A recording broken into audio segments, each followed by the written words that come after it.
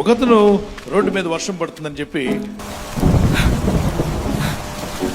పరిగెత్తుకుంటూ పక్కనే ఉన్న ఒక ఇంటి దగ్గరికి వెళ్ళాడు. ఆ ఇంటికి సన్ సైడ్ ఉంది కాబట్టి వర్షం పడినా కొంచెం తలదాచుకోవచ్చని అక్కడ నిలబడ్డాడు. ఆ లోపల ఏదో శబ్దం వస్తుంది. ఏం మాట్లాడుతున్నారని చెవులు పెట్టి వింటాడు. కానీ ఎవరో ఇద్దరు మగాళ్ళు మాత్రం తిరుగుతున్నారు. కరెంటు పోయింది. ఆ టైంలో కరెంటు పోయినప్పుడు దీపం వెలిగించారు. అబ్బా ఏం మాట్లాడుతున్నారని జాగ్రత్తగా వింటే ఒకడు అన్నాడు, ముందు మెడ కట్ చేయి అన్నాడు. అవతల వాడు అన్నాడు, ముందు మెడ కాదు చేయి కట్ చేయి అన్నాడు. ఒకడు మెడ కట్ చేయమంటే మరొకడు చేయి కట్ చేయమంటున్నాడు. ఖచ్చితంగా ఏం జరుగుతుంది, ఇక్కడ హత్య జరుగుతుంది అని ఆలోచించాడు. విపరీతమైన ఆలోచన. ఆ అమ్మాయిని కాపాడాలి ఎలాగైనా. ఆ అమ్మాయిని చంపేకి ముందే నేను పోలీస్ స్టేషన్కి వెళ్ళాలని పరిగెత్తుకుంటూ పోలీస్ స్టేషన్ పక్కన ఉండి పరుగులు తీశాడు.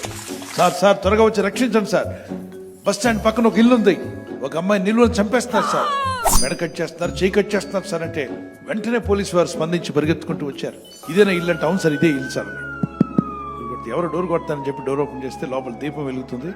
వెంటనే పోలీసులు లోపలికి వచ్చి ఎవరో ఎక్కడుందా అమ్మాయి చూడు అని చెప్పి ఒకరిని ఇటు ఒకరిని అడ్డు పంపిస్తుంటే వీళ్ళు భయపడి వణుకుతూ ఉన్నారు. ఈ ముగ్గురు కూడా ఏంటి ఎందుకు వచ్చామా మాకు తెలియదా, ఏం చేస్తున్నారా మీరు, చెప్పండి ఎక్కడ అమ్మాయి, చేతులు ఎక్కడ పడేసారు, అమ్మాయి మెడ ఎక్కడ కట్ చేసి చెప్పండి, అమ్మాయి ఎక్కడుందో వెతకమని చెప్పి మొత్తం వెతికితే ఏ గదిలో కూడా అమ్మాయి కనబడలా. సార్ వినండి సార్, ఏంటి ఎక్కువ వినేది, ఆ అమ్మాయిని ఎక్కడ పెట్టారు చెప్పండి. సార్ వినండి సార్, అసలు మ్యాటర్ ఏంటంటే మేము టైలర్స్ సార్, చీకటి పడింది, రేపు ఆ అమ్మాయికి పెళ్లి కూతురు కాబట్టి త్వరగా మాకు జాకెట్ కుట్టాలని చెప్పారు. జాకెట్ పీస్ కట్ చేయమంటే మా గురువు గారు అన్నారు ముందు మెడ కట్ చేయమంటే కాదురా ముందు చేయి కట్ చేయమన్నాడు. మేము జాకెట్ పీస్ కట్ చేస్తున్నాం సార్, బ్లౌజ్ని కట్ చేస్తున్నారట, మెడను చేతిని కట్ చేస్తుంటే వీడేం ఆలోచించాడు బయట ఉండి, ఈ దురాలోచనే కదా. అప్పుడు పోలీసు అడిగారంట, ఏం బాబు ఇలా చెప్పావు అంటే, అలా అనుకున్నాను సార్ అన్నాడట. నీ చెడ్డ ఊహల వల్ల, చెడ్డ మాటల వల్ల, నీ తలంపుల వల్ల నీవు చెడు ఇతరులను చెడగొడుతున్నావు. నీ ఊహకు వచ్చిందంత నిజం కాదు, మీ కళ్ళు చూసిందంత నిజం కాదు, మీ చెవులు వింటుందంత నిజం కాదు, కొన్ని మాత్రమే నిజం. నిందలు వేయడం చాలా ఈజీ, కానీ ఆ నిందను తీయడం చాలా కష్టం. Watch your thoughts, they become your words. నీ తలంపులు మాటలుగా మారకముందే నువ్వు గ్రహింపులో ఉండాలి.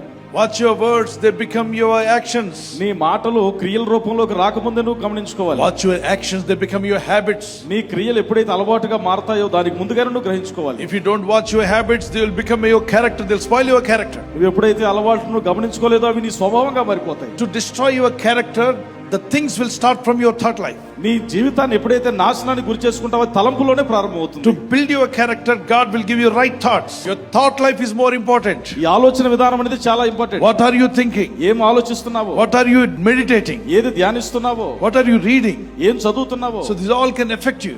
ఇవన్నీ కూడా నీ మీద ప్రభావం చూపిస్తాయి. That is why you need to watch so that you will not fall into temptation. సోదరులో పడకుండా ముందుగానే నువ్వు గ్రహించుకోవాలి.